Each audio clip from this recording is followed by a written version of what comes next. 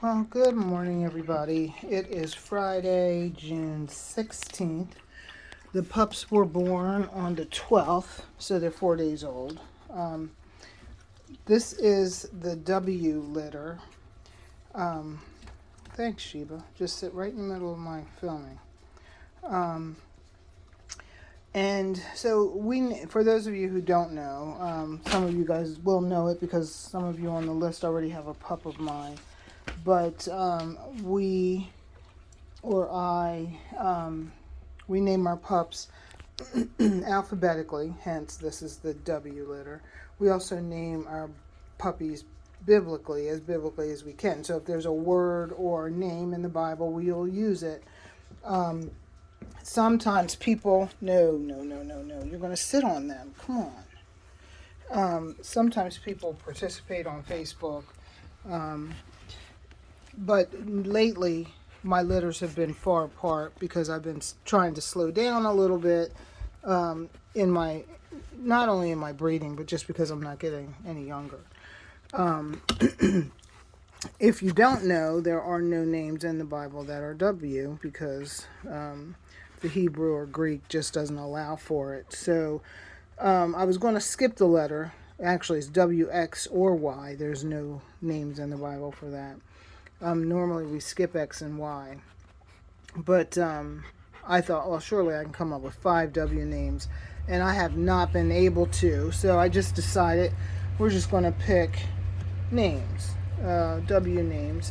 And that was kind of nice. A nice little somersault.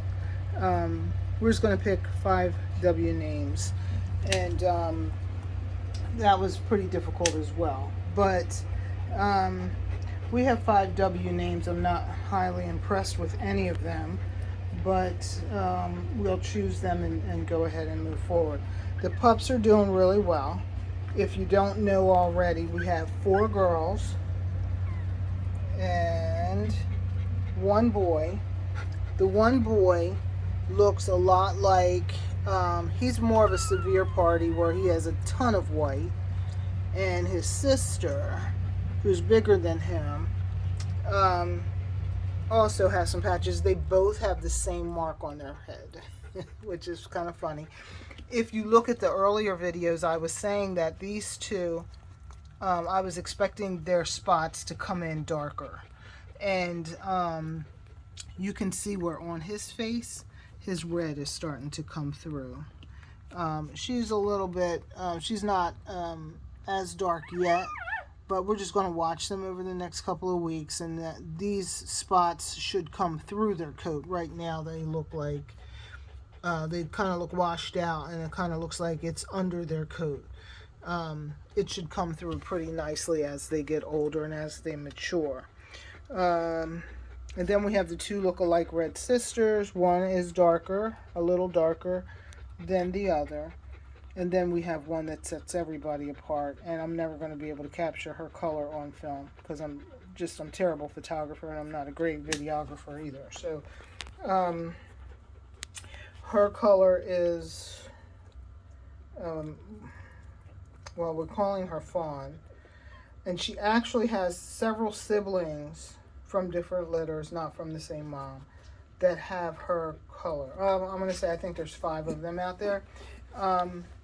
I just got a picture recently from one of her half brothers. I'm going to try and remember to attach the picture and send it, just so you get an idea of what the coat color might look like when she gets older. Really very, very attractive.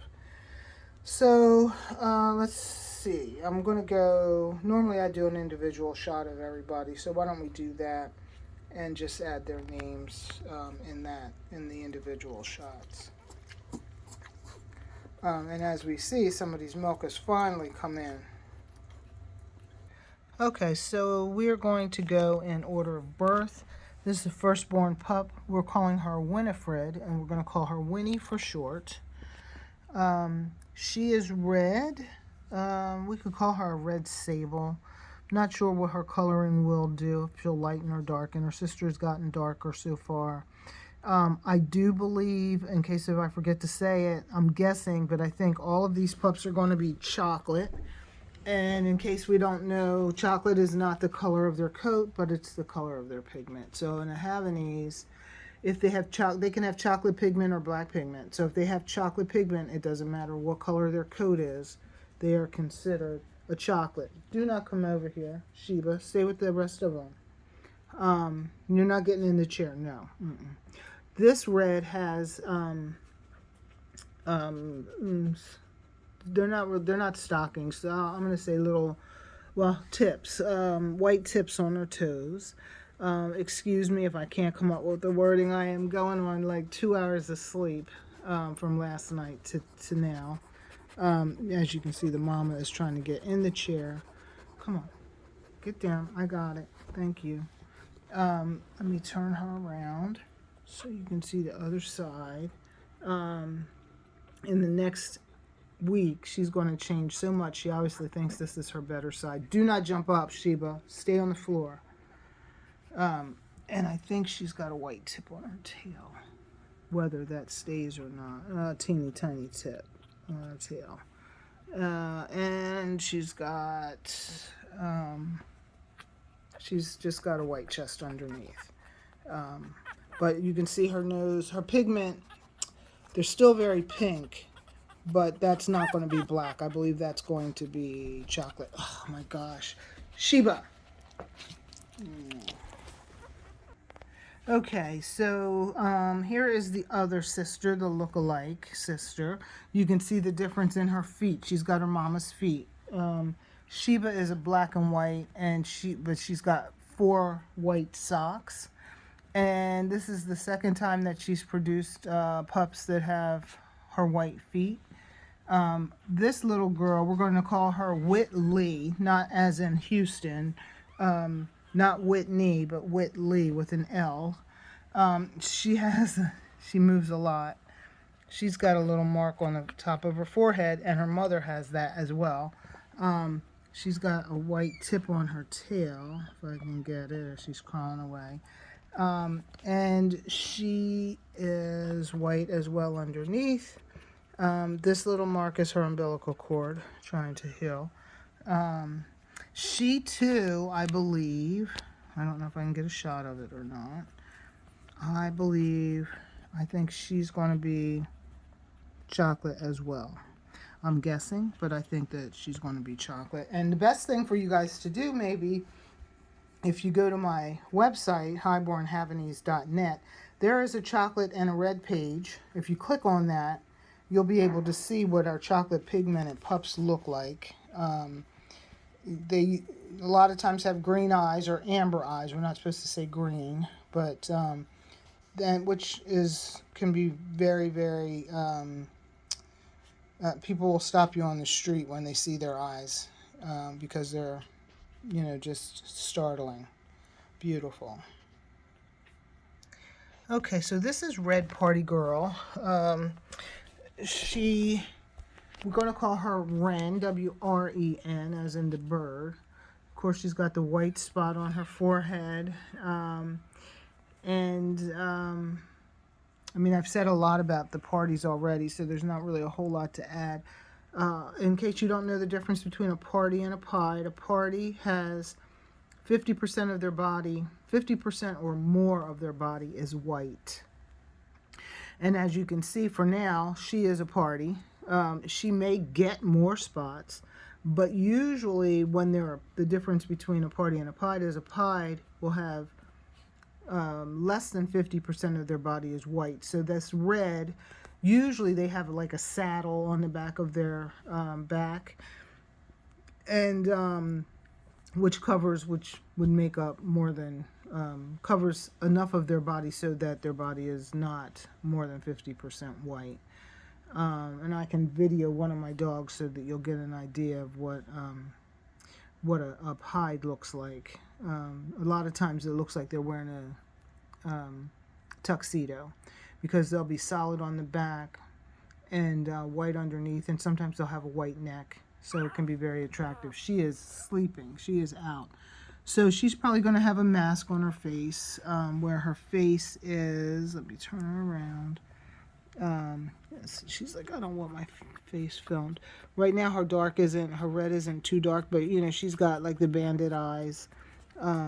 She's going to change quite a bit as well over the next week, where their hair comes in, and they are much more attractive when their eyes open and their hair comes in fuller.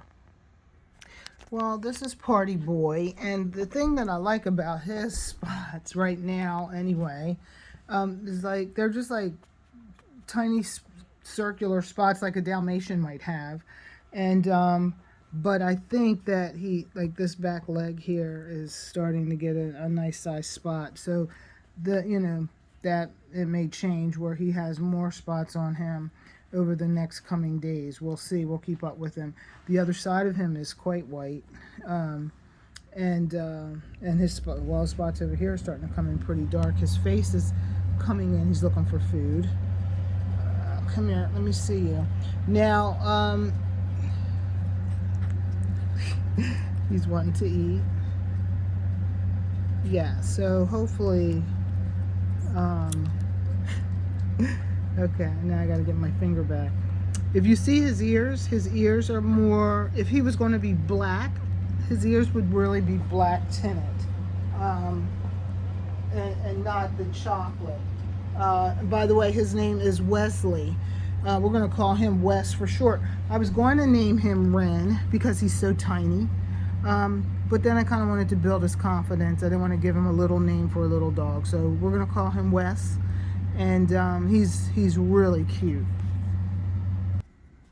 Last but not least is our surprise puppy. We were supposed to have 4 pups, and then she came out. She is the largest of the group. Not large by far, but the largest pup. Everybody was around 6.5 ounces. She came out at 7. That's unusual for the last pup at that size to push through. If you look at her feet, she also has white on her feet. She may get darker, and it's like I said, I'll try and attach a picture of siblings that she has, or half siblings that she has, that have this color. If you look closer, you can see that if I was a breeder, and I am, I would choose her as a breeding female because she would give me really nice red pups. She's got a nice golden coat with a red kind of hue to her. So I mean, she's kind of like beige in color, I guess, but just a real pretty color. You can see the white a little bit on her. Let me turn her around here. And her coat is actually already starting to come in pretty thick, much thicker than her siblings already. This little wave that you see, that's actually depth to her coat. Whereas a lot of times, when they're born, their coat is real close to the skin, and you can sometimes see their skin. She has really nice, really nice coat. Now I'm going to take something back. She might have black pigment. If I can get her. See how pink her ears are? She may actually end up, she's not going to let me see. I'm not sure about her pigment. Her pigment may actually, look at her feet, are pink still too. So, I'm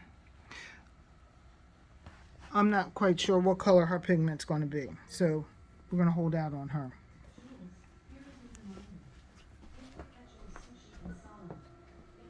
And in case I didn't say, her name was Willow. I just heard my alarms go off at my house, and I just got scared to death because somebody's walking in through my backyard. And it turns out that it's the lawn guy. But anyway, so this is Willow, and I think that completes it. If you guys have any questions at all about any of the pups, please feel free to call me. And chat, don't think, oh, she's so tired, because now is a good time for me to be, if I'm up, I can certainly talk while I'm taking care of my dogs. Let me move this one back. By the way, there's also, I've been leaving Solomon out. So I haven't not included Solomon in the videos. Solomon is going to be 7 weeks old. He has his first exam on Wednesday. My plan was to keep him or to place him in a guardian home. I'm still not sure what I'm doing with him. I want to do what's best, of course, for him. And so I'm back and forth. He's such a great puppy. He does deserve to go into his own home and his own family. So I'm still torn. But if you have any questions about Solomon, I'm more than happy to answer them for you. And he's very scheduled. So it is his nap time, his morning nap time. And so he's already starting off on the right foot. You can see that his area, this is his play area. It is clean, and it's not because I just cleaned it. It's been like this since yesterday. There is no poop or no pee. I haven't pulled up one carpet since yesterday. His poop and pee area is over there, and you can see he actually pooped over there. And I know he's peeing over there. So you might ask, well, why would I allow him to poop or pee on carpet? The dogs don't really know about the surface of things. They just know of a certain scent or an area where they should go, and so I do something called the Misty method. It wouldn't be any different if I had 5 pups in here. After a bit, they all learn that that's the poop and pee area. Underneath that red, white, and turquoise carpet you see the flowered pad. It's actually material. Those are pee pads, and they're washable. So I put those down, and then I strip them up and I throw them in the wash, and I put another one down. As a matter of fact, the plaid over there is also pee pad, and this turquoise underneath is also a pee pad. Now they're not going to pee on that unless, it's what I do is I'll spray it to start them off in a certain area, and then they learn to just go there. So that when you guys get them and you start crate training them, this entire pen to them is going to be like one big crate. It's not going to be any different when you bring them home and start crate training them. They'll be used to being confined, so that they should not poop or pee in their crate when you get them home. If they have an accident, usually if they have an accident, they may have an accident one time, and then they're done, because they're like, oh my gosh, I'm in here with my poop and pee in this crate, and they're not used to that. They're used to a clean area. Puppies and dogs don't poop and pee where they play and where they eat. And so this is an idea of what, keeping a dog clean is like. If this whole area if I allowed them to just stay in here all day, every day, and never picked up and never cleaned up, they would get used to running through their own poop and pee. And then you would have a hard time housebreaking them and crate training them. So right now, Solomon is not yet, he's 7 weeks old today, so I'm lying. And he's 7 weeks old today. He is already picking up on the Misty method. I am probably going to start crating him since he's by himself, so that he can get used to a smaller crate overnight, so that when he does go into his new home, it'll be easy for the owner and easy for him. So if you have any questions about him, please feel free to call. And I'm sorry he's not actually in the picture. He's actually sleeping underneath let me see. Oh, he might pop his head out. Let's see. So all of my pups, there he is. All of my pups sleep underneath this desk, and I don't know how they know to do that.